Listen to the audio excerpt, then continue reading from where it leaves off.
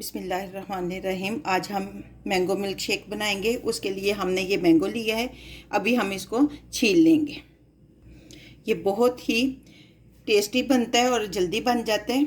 हमने इसको ये पील ऑफ कर लिया है, यानी छील लिया है। अब हम इसको ब्लेंडर में डालेंगे।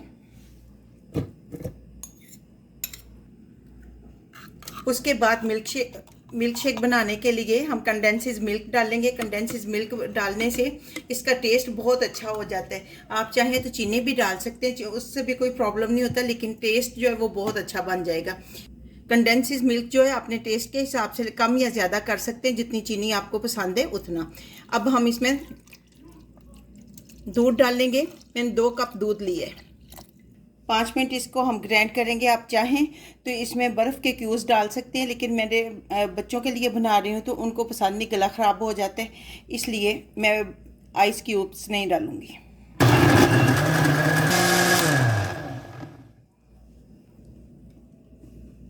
मिल्क शेक बनकर तैयार हो गया। अब हम इसको ग्लास में डालेंगे।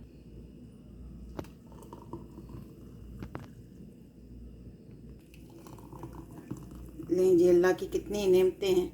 देखिए, यम्मी टेस्टी डिलीशियस सा मिल्क शेक हमारा बनकर तैयार है। आप भी बनाइए, उम्मीद है कि आपको बहुत अच्छा लगेगा।